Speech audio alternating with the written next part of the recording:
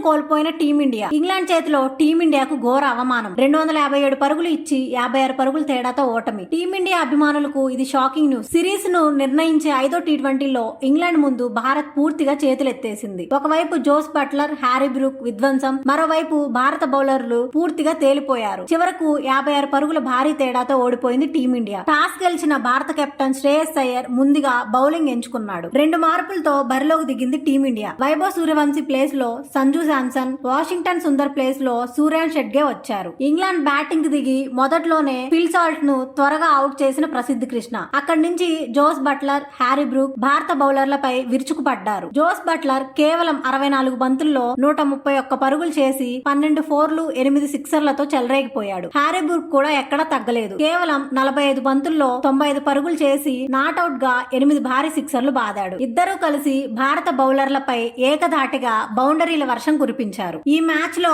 Jos Buttler మరియు Harry Brook జోడీ చరిత్ర సృష్టించింది. ఇంగ్లాండ్ తరపున వీరిద్దరూ 233 పరుగులు, రెండో వికెట్ భాగస్వామ్యం నమోదు చేసి టీ20 అంతర్జాతీయ క్రికెట్ చరిత్రలో అత్యధిక రెండో వికెట్ భాగస్వామ్యంగా కొత్త రికార్డు నెలకొల్పారు. దీంతో 2024లో టీమిండియా తరపున సంజు శాంసన్ మరియు తిలక్ వర్మ నెలకొల్పిన 210 పరుగుల రికార్డు బద్దలు కొట్టారు. 20 ఓవర్లలో ఇంగ్లాండ్ 257 పరుగులు చేసి 3 వికెట్లు కోల్పోయి భారీ స్కోర్ నమోదు చేసింది. భారత బౌలర్లు ఈ మ్యాచ్ లో కూడా తీవ్రంగా నిరాశపరిచారు. హర్షదీప్ సింగ్ 4 ఓవర్లలో 33 పరుగులు, ప్రసిద్ధ్ కృష్ణ 4 ఓవర్లలో 38 పరుగులు ఇచ్చి 1 వికెట్ తీశాడు. ప్రిన్స్ యాదవ్ 4 ఓవర్లలో 60 పరుగులు ఇచ్చాడు. అక్షర్ పటేల్ 4 ఓవర్లలో 63 పరుగులు, సూర్యాన్ షెడ్గే 3 ఓవర్లలో 39 పరుగులు, శివం దూబే 1 ఓవర్లలో 22 పరుగులు ఇచ్చి 2 వికెట్లు తీశాడు. భారత స్పిన్నర్ అక్షర్ పటేల్ వేసిన 2వ ఓవర్లలో ఏకంగా 25 పరుగులు రాబట్టిన హ్యారీ బ్రూక్ ఇంగ్లాండ్ ను పూర్తి ఆధిపత్యంలోకి తీసుకెళ్లాడు. హ్యారీ బ్రూక్ దూకుడైన షాట్లతో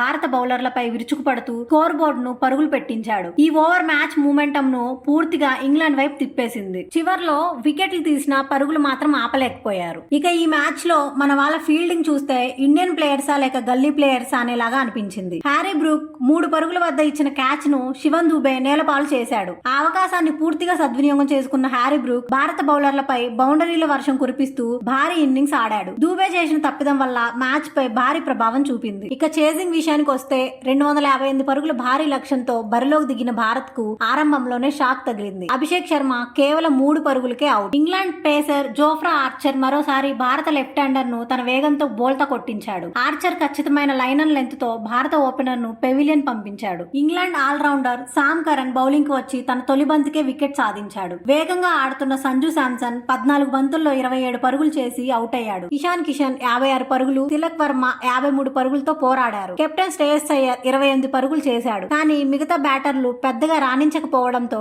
భారత్ 20 ఓవర్లలో 201 పరుగులు చేసి 8 వికెట్లు కోల్పోయింది. 56 పరుగుల భారీ విజయంతో ఇంగ్లాండ్ సిరీస్ ను అద్భుతంగా ముగించింది. మరియు ప్రపంచ నెంబర్ 1 టీ20 ర్యాంకింగ్ జట్టుగా ఉన్న టీమిండియా దీంతో 2వ స్థానానికి పడిపోయింది. ఇంగ్లాండ్ మొదటి స్థానానికి వచ్చింది. దీంతో భారత్ 1605 రోజులుగా కొనసాగుతున్న నెంబర్ 1 హోదా కోల్పోయింది. భారత్ కు ఈ మ్యాచ్ ఎన్నో ప్రశ్నలు మిగిల్చింది. ముఖ్యంగా బౌలింగ్, డెత్ ఓవర్లు, మిడిల్ ఓవర్లలో వికెట్లు తీసే సామర్థ్యం గురించి టీమ్ మేనేజ్మెంట్ ఆలోచించాల్సిన పరిస్థితి వచ్చింది. మరి మీ అభిప్రాయం ఏమిటి? ఈ ఓటమికి ప్రధాన కారణం ఎవరు? బౌలర్లా లేక బ్యాటింగ్ ప్రెజరా? కామెంట్స్ లో తప్పకుండా తెలియజేయండి. వీడియో నచ్చితే లైక్ చేయండి, షేర్ చేయండి. మా ఛానల్ ను సబ్స్క్రైబ్ చేయడం మర్చిపోవద్దు.